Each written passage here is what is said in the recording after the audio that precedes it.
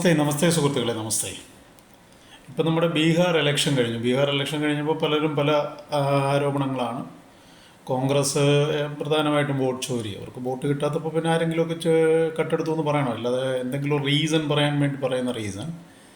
ബീഹാറിൽ ആക്ച്വലി എന്താ സംഭവിച്ചത് നമ്മൾ കൃത്യമായിട്ടൊന്ന് വിലയിരുത്തിയാൽ അത് മനസ്സിലാവും. അവിടെ എന്താണ് ബീഹാറിലെ ഇലക്ഷനിൽ ഇത്രമാത്രം, അതായത് 243 സീറ്റിൽ 202 സീറ്റ് ഒരു പാർട്ടിക്ക് കിട്ടണമെങ്കിൽ അതിന് എന്തായിരിക്കും അവിടുത്തെ ഒരു ബേസിക് ആയിട്ടുള്ള ഒരു സംഗതി എന്ന് നമുക്ക് പറഞ്ഞാൽ മനസ്സിലാകും. നമ്മുടെ മഹാഭാരത യുദ്ധം തുടങ്ങുന്നതിന് മുമ്പ് അർജുനൻ ശ്രീകൃഷ്ണനോട് ഒരു ചോദ്യം ചോദിക്കുന്ന ചോദ്യം, ഈ യുദ്ധം നടക്കുമ്പോൾ ഒരുപാട് യോദ്ധാക്കൾ മരിച്ചു പോകുമ്പോൾ എന്താണ് സ്വാഭാവികമായിട്ട് സംഭവിക്കുക? കുടുംബങ്ങളെല്ലാം അനാഥമാകും. കുടുംബങ്ങൾ അനാഥമാകുമ്പോൾ സ്ത്രീകൾ എന്തായി പോകും? ദുഷിച്ചു പോകും. സ്ത്രീകൾ മോശമായി പോകും. മോശം എന്ന് വെച്ചാൽ അവരെ സംരക്ഷിക്കാൻ ആളുകളില്ല. അപ്പോൾ ഉള്ള ആൾക്കാരിലേക്ക് അവർ ചുരുങ്ങേണ്ടി വരും. അപ്പോൾ സ്ത്രീകൾ മോശമാകുന്നൊരവസ്ഥയിൽ എന്താണ് സംഭവിക്കുക? സമൂഹം തന്നെ ദുഷിച്ചു പോകുമെന്നാണ്. അതായത് ഒരു കുടുംബത്തിൻ്റെ അടിസ്ഥാനമെന്ന് പറയുന്നത് സ്ത്രീകളാണ്. പുരുഷന്മാർ അവിടെ ഉണ്ട്, എന്നാൽ പോലും പുരുഷന്മാർ സ്ത്രീകളെ സംരക്ഷിക്കും. പക്ഷേ സ്ത്രീകളാണ് ഒരു കുടുംബത്തിൻ്റെ അടിസ്ഥാനം. അതാണ് എൻ്റെ ഒരു വിശ്വാസവും. നമ്മുടെ പൗരാണികമായുള്ള എല്ലാ സങ്കല്പങ്ങളും സ്ത്രീ അധിഷ്ഠിതമാണ്. ഹിന്ദു വിശ്വാസപ്രകാരം ഓങ്കാരമായ പൊരുൾ, അതായത് ഒരു സ്ത്രീ പരമാത്മാവ് എന്ന് പറയുന്നത് ഒരു സ്ത്രീയാണെന്നാണ് നമ്മുടെ വിശ്വാസം. ഓങ്കാരം എന്ന് പറയുന്ന മാതാവിൻ്റെ സ്ഥാനത്താണ് നമ്മൾ സ്ത്രീകളെ കാണുന്നതും. മാതാവ് എന്നൊരു സങ്കല്പം വേറെ ഒരു മതത്തിലുമില്ലാത്തൊരു സങ്കല്പം ഞാൻ പലപ്പോഴും പറഞ്ഞിട്ടുള്ളതാണ്. ആ ഒരു സങ്കല്പത്തിനെ അടിസ്ഥാനപ്പെടുത്തി തന്നെയാണ് ബീഹാറിലെ ഗവൺമെൻറ് ഭരിച്ചിരുന്നത്. സ്ത്രീകളെ മുന്നോട്ട് കൊണ്ടുവരാനായിട്ട് ബീഹാർ ഗവൺമെൻറ് ചെയ്തത് മുഖ്യമന്ത്രിയുടെ ഒരു പ്രോഗ്രാമാണ്. സ്ത്രീകൾക്ക് സ്വയം തൊഴിൽ കൊടുക്കാനായിട്ടുള്ള ഒരു പ്രോഗ്രാം. അതിനൊരു 10,000 രൂപ വെച്ച് അവർ ആദ്യഘട്ടത്തിൽ കൊടുക്കും. 10,000 അതിന് ആപ്ലിക്കേഷൻ വന്നത് 1,42,00,000 സ്ത്രീകളാണ് ബീഹാറിൽ ഇതിനായിട്ട് ആപ്ലിക്കേഷൻ കൊടുത്തു. 1,42,00,000 ആൾക്കാർ. ഈ 1,42,00,000 ആൾക്കാരിൽ 1 കോടി ആൾക്കാരെ സെലക്ട് ചെയ്തു. സ്വയം തൊഴിൽ സംരംഭം സ്റ്റാർട്ട് ചെയ്യാനായിട്ട് 1 കോടി ആൾക്കാരെ സെലക്ട് ചെയ്തു. അതിൽ 75 ലക്ഷം സ്ത്രീകൾക്ക് എന്ത് ചെയ്തു? ഇതിൻ്റെ ഒരു ഭാഗമായിട്ട് പൈസ കൊടുത്തു. അതിൽ 21 ലക്ഷം ആൾക്കാർക്ക് പൂർണ്ണമായും കൊടുത്തു. അങ്ങനെ മൊത്തം 5,000 കോടി രൂപ സ്ത്രീകൾക്ക് സ്വയം തൊഴിൽ കണ്ടെത്താനായി കൊടുത്തു. 1,42,00,000 അപേക്ഷകരിൽ നിന്നും 75 ലക്ഷം ആൾക്കാർക്ക് അതിൻ്റെ പൈസ കിട്ടി. ബാക്കിയുള്ളവർക്ക് കിട്ടുമെന്നുള്ളൊരു പ്രതീക്ഷ. അപ്പോൾ ഒരു സമൂഹത്തിൻ്റെ അടിസ്ഥാനപരമായ സ്ത്രീകളിലേക്ക് ഗവൺമെൻറ് ഇറങ്ങിച്ചെല്ലുകയും ആ രാജ്യത്തിൻ്റെ വികസനത്തിന്, അല്ലെങ്കിൽ ആ സംസ്ഥാനത്തിൻ്റെ വികസനത്തിന് ആ ഗവൺമെൻറ് കാട്ടിയ ഒരു വലിയൊരു മഹാകാര്യം തന്നെയാണ്. 5,000 കോടി രൂപയാണ് ഈ 5 വർഷം കൊണ്ട് മുഖ്യമന്ത്രി മഹിളാ റോസ്ഗാർ യോജന വഴി ബീഹാറിലെ സ്ത്രീകൾക്ക് കൊടുത്തത്. ഇനി വോട്ടിൻ്റെ കണക്കിലേക്ക് വരാം. വോട്ടിൻ്റെ കണക്കെന്ന് പറഞ്ഞു കഴിഞ്ഞാൽ അവിടെ 7.8 കോടിക്കടുത്ത് വോട്ടേഴ്സാണുള്ളത്. അതിൽ വോട്ട് ചെയ്ത 5 കോടി ജനങ്ങളാണ്. 5 കോടി ജനങ്ങളിൽ ഈ പ്രാവശ്യം ചെയ്തിരിക്കുന്നത് എന്ന് പറഞ്ഞാൽ 72% സ്ത്രീകളാണ് വോട്ട് ചെയ്തത്. 72% സ്ത്രീകൾ വോട്ട് ചെയ്യുക എന്ന് പറഞ്ഞു കഴിഞ്ഞാൽ 2.66 അല്ലെങ്കിൽ 2,66,00,000 സ്ത്രീകൾ വോട്ട് ചെയ്തു. ഇതിൽ 1,42,00,000 സ്ത്രീകളും ഈ പറയുന്ന ആപ്ലിക്കേഷൻ കൊടുക്കുകയും അതിൽ തന്നെ 1 കോടി ജനങ്ങളെ സെലക്ട് ചെയ്യുകയും 75 ലക്ഷം സ്ത്രീകൾക്ക് അതിനകത്ത് അതിൻ്റെ ഒരു വിഹിതം കിട്ടുകയും ചെയ്ത ആൾക്കാരാണ്. അപ്പോൾ അവരുടെ ഒരു വോട്ട്, അല്ലെങ്കിൽ അവരുടെ ഒരു പ്രതീക്ഷ ഇനിയും വരാൻ പോകുന്ന, അവർക്ക് വോട്ട് ചോരിയോ മറ്റു കാര്യങ്ങളോ ഒന്നും അല്ല അവർക്ക് സ്വന്തം കുടുംബത്തിൻ്റെ നിലനിൽപ്പെന്ന് പറഞ്ഞാൽ അടിസ്ഥാനം എന്ന് പറഞ്ഞാൽ സ്ത്രീകളാണ്. ആ സ്ത്രീകളുടെ വോട്ടിലേക്കാണ് ഇത് കണ്ണുനട്ടത്. ആ ഒരു ഒറ്റ കാര്യമെടുത്താൽ മാത്രം മതി.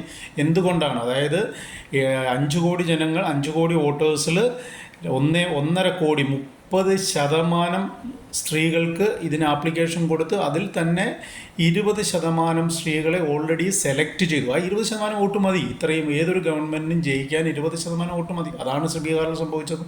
നമ്മുടെ കേരളത്തിൽ അത് തന്നെയാണ് സംഭവിക്കുന്നത്. അതുപോലെ എല്ലാ ഇലക്ഷന് മുമ്പ് എന്ത് ചെയ്യും ഗവൺമെൻറ്? കുറേ കിറ്റുകളും കൊടുക്കും, സ്ത്രീകളെ കയ്യിലെടുക്കും.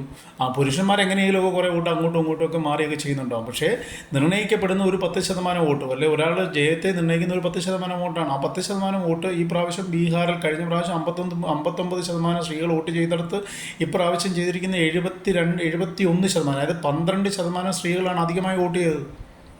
12% വോട്ടെന്ന് പറയുമ്പോൾ നിങ്ങൾ ആലോചിക്കണം, 5 കോടിയിൽ 12%, 60 ലക്ഷം സ്ത്രീകൾ ഇപ്രാവശ്യം അധികം വോട്ട് ചെയ്തു. അപ്പോൾ അത്ര വോട്ട് മതി അവിടെ ബീഹാറിൽ തൂത്തുവാരാൻ. അത്ര വോട്ട് മതി. അതിനകത്ത് വേറെ വോട്ട് ചോരിയോ മറ്റു കാര്യങ്ങളോ ഒന്നും തന്നെ ഇല്ല.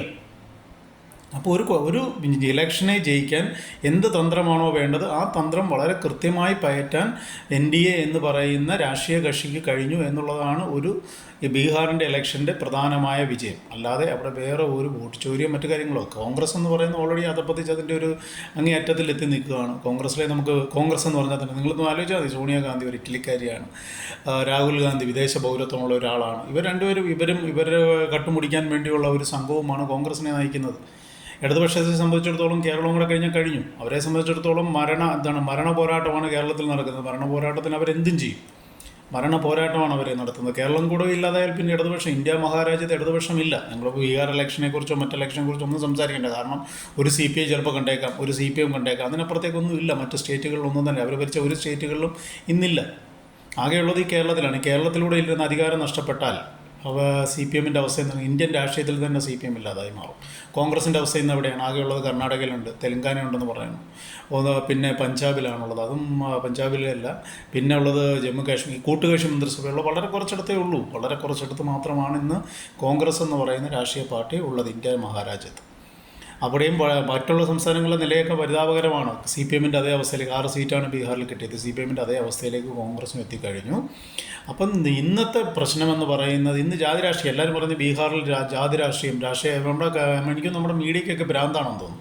മീഡിയക്കാർ വരുന്ന അവിടെ പിന്നെ ബ്രാഹ്മണർ, ഹരിജനങ്ങളിൽ തന്നെ കുറച്ചുകൂടി താഴ്ന്നയുള്ളത്. അത് ഞാൻ ഈ പ്രാവശ്യം അടുത്ത് റീസെൻ്റായിട്ടാണ് കേട്ടത്.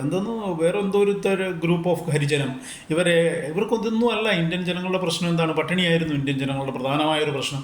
സ്ത്രീകൾക്ക് സംബന്ധിച്ചിടത്തോളം കുടുംബത്തിൻ്റെ നിലനിൽപ്പായിരുന്നു സ്ത്രീകളുടെ പ്രശ്നം. അതിനൊക്കെ സപ്പോർട്ട് ചെയ്യുന്ന ആരാണോ അവരെ തന്നെ അവർ ജയിപ്പിക്കുള്ളൂ. ഇന്ത്യൻ ജനങ്ങളുടെ ഇന്നത്തെ വിഷയമെന്ന് പറയുന്നത് വികസനം. അതിന് അഴിമതി ചെയ്യുന്ന ഒരു ഗവൺമെൻറ്റിനെയും ഇന്ത്യൻ ജനങ്ങൾ നിലനിർത്തുക, കേരളത്തിലെ മണ്ടന്മാരല്ലാതെ. കേരളത്തിലെ അഴിമതിയുടെ അങ്ങേയറ്റാണ് 4 ലക്ഷം കോടിയിലേക്ക് കേരളത്തിൻ്റെ കടം എത്തിക്കഴിഞ്ഞു. 4 ലക്ഷം കോടിയിലേക്ക് ഇതിനിയും കൂടിക്കൊണ്ടേയിരിക്കും. കാരണം കേരളത്തിലെ ജനങ്ങൾക്ക് ഇടയ്ക്കിടയ്ക്ക് കിറ്റ് കിട്ടുന്നത് കൊണ്ട് അത് മതി എന്നുള്ളൊരു സംരംഭം. പിന്നെ കള്ളും കിട്ടുന്നുണ്ട്, കിറ്റും കള്ളും മതി. പിന്നെ ലോട്ടറി ഉണ്ട്, അവർക്ക് സ്വപ്നങ്ങൾ കാണാൻ ലോട്ടറി. അല്ലാതെ ജീവിതത്തിൽ സ്വപ്നങ്ങളൊന്നും തന്നെ ഇല്ല. ലോട്ടറി എടുത്ത് അത് വെച്ചുകൊണ്ടിരുന്ന സ്വപ്നങ്ങൾ കാണുക, പിന്നെ കള്ളു കുടിച്ച് കറങ്ങി തിരിഞ്ഞ് നടക്കുക, കുടുംബത്തെ സംരക്ഷിക്കാതിരിക്കുക. സ്ത്രീകൾ NDIPC പോയിട്ടോ വല്ല തൊഴിലുറപ്പിനൊക്കെ പോയിട്ട് കുടുംബത്തെ സംരക്ഷിക്കുന്നു. അവർക്ക് വല്ലപ്പോഴും കിട്ടുന്ന കിറ്റ് ഇത്രയും മതി കേരളത്തിലെ ജനങ്ങൾക്ക്. അത് എത്ര നാളത്തേക്ക് ഇത്രയും മതി എന്നുള്ളത് അവരാലോചിച്ചാൽ നന്നായിരിക്കും. മക്കളുമാരെല്ലാം വിദേശത്തേക്കും മറ്റ് രാജ്യങ്ങളിലേക്കൊക്കെ കുടിയേറി കഴിഞ്ഞു. ഒരു തലമുറയും കൂടെ കഴിയുമ്പോൾ വീടുകളിൽ കുത്തിയിരുന്നിട്ട് കരയേണ്ട ഒരവസ്ഥ കേരളത്തിലെ ജനങ്ങൾക്കുണ്ടാകും. അത് അടുത്ത ഇലക്ഷന് നേരാമണ്ണം ചിന്തിച്ച് ചെയ്താൽ കുറേ കൂടെ നമ്മുടെ പുതിയ തലമുറയെ ഇവിടെ തന്നെ പിടിച്ചു നിർത്താൻ കഴിയും.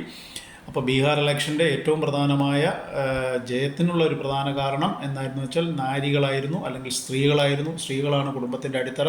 ആ സ്ത്രീകളെ കൂടെ നിർത്തുന്ന ഏത് രാഷ്ട്രീയ പാർട്ടിയായാലും അവർക്ക് ജയം ഉണ്ടാവും. നന്ദി, നമസ്കാരം.